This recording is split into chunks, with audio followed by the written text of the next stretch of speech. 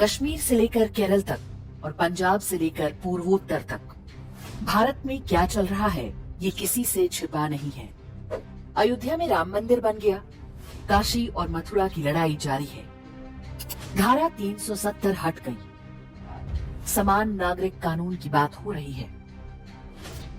लेकिन ये भी सत्य है कि हिंदू हर दिन के साथ सिमटते और सिकुड़ते जा रहे हैं।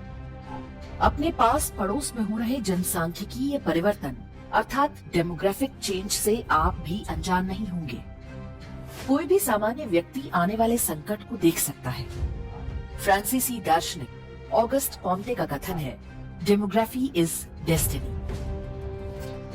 जिस उत्तराखंड को हम देवभूमि समझते रहे, वहाँ कब मजहब विशेष बहुल क्षेत्र बस गए पता ही नहीं चला। उत्तराखंड तो केवल एक उदाहरण है।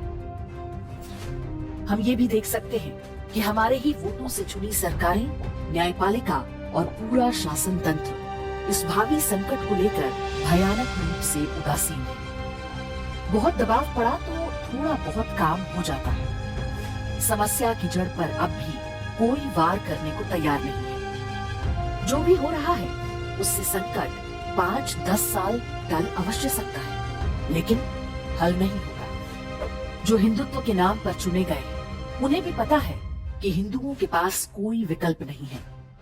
ऊपर से संवैधानिक व्यवस्थाएं हैं जो सुनिश्चित करती हैं कि जो भी सरकार बने वो सेक्युलरिज्म की रक्षा के लिए हिंदुओं को दबाए और अन्य मजहबों का तृप्तिकरण करे।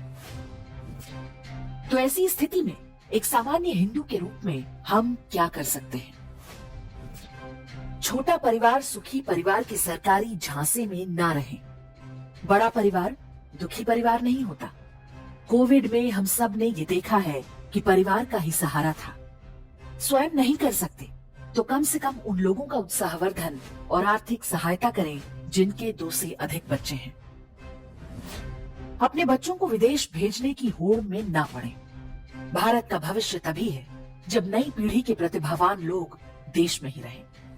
इसमें कोई संदेह नहीं कि नरेंद्र मोदी सरकार ने भारत में अपार आर्थिक संभावनाएं पैदा की हैं। भारत में रहने का ये सर्वश्रेष्ठ समय है। अपने परिवार को बचाइए, तभी धर्म और संस्कृति बचेगी। नई पीढ़ी के बच्चे तेजी से वो खो रहे हैं। वामपंथ की कुदृष्टि आपके बच्चों पर है। वे इस काम पर करोड़ों डॉलर खर्च कर रहे हैं। बच्चों को बचपन से ही धर्म और संस्कार की शिक्षा दीजिए, अन्यथा वे एक दिन आपके भी किसी काम के नहीं रहेंगे। घर में अंग्रेजी में बात न करें। बच्चों को अपनी मातृभाषा में बोलने के लिए प्रोत्साहित करें। केवल बोलना ही नहीं, लिखना भी सिखाएं। हो सके तो संस्कृत और किसी एक और भारतीय भाषा की शिक्षा बच्चों को होनी चाहिए। अपनी मातृभाषा पर गर्व करना सीखें। जब 2 बंगाली आपस में मिलते हैं तो बांग्ला में बात करते हैं। इसी प्रकार उड़िया, मराठी, कन्नड़, तेलुगु और तमिल इत्यादि भी मातृभाषा को प्राथमिकता देते हैं।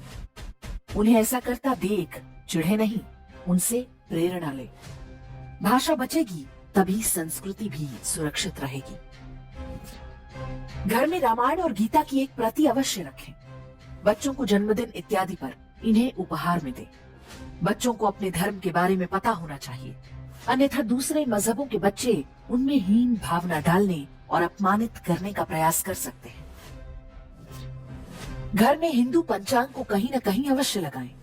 बच्चों को पता होना चाहिए कि ये हमारा पारंपरिक कैलेंडर है, जिसके आधार पर हमारे पर्व और त्योहार तय होते हैं।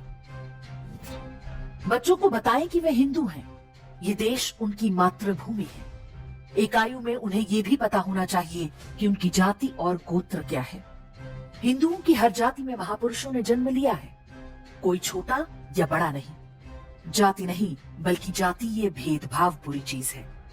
इस बारे में हमारे वीडियो का लिंक डिस्क्रिप्शन और कमेंट में देख सकते हैं।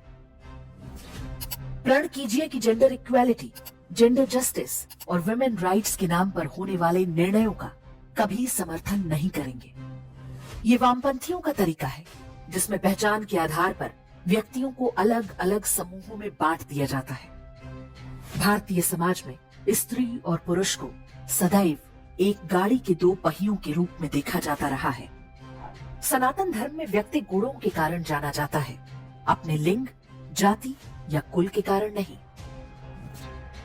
याद रखें, हम हिंदुओं को समलैंगिकता या LGBTQ पर किसी के ज्ञान की कोई आवश्यकता नहीं। भारतीय संस्कृति में उनका सदैव स्थान और सम्मान रहा है।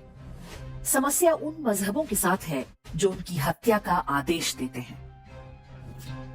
अपने जनप्रतिनिधियों से पूछें कि सरकार हिंदू मंदिरों पर अपना नियंत्रण कब छोड़ रही है।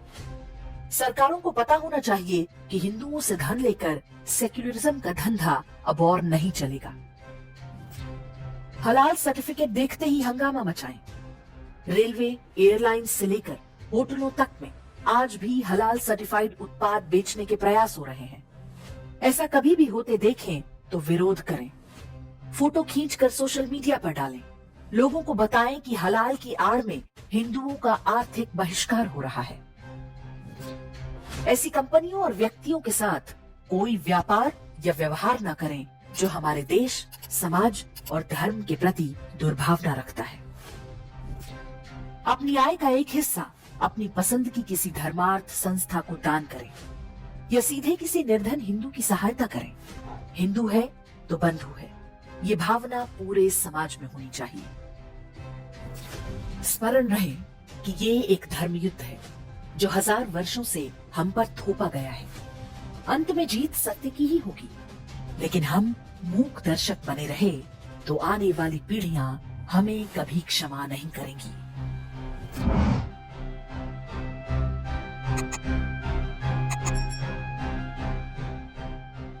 इंडेक्स ऑनलाइन के वीडियो समाज को समर्पित हैं। आप इनको डाउनलोड करके जैसे चाहे वैसे प्रयोग कर सकते हैं। चाहे तो आप हमारे टेलीग्राम चैनल से जुड़ सकते हैं, वहाँ सारे नए पुराने वीडियो आपको मिल जाएंगे। हमारे सोशल मीडिया लिंक हर वीडियो के डिस्क्रिप्शन में होते हैं। हमारा एकमात्र उद्देश्य हिंदू समाज को जागृत और एकजुट करना है। इसमें सहभागी बने। धन्यवाद।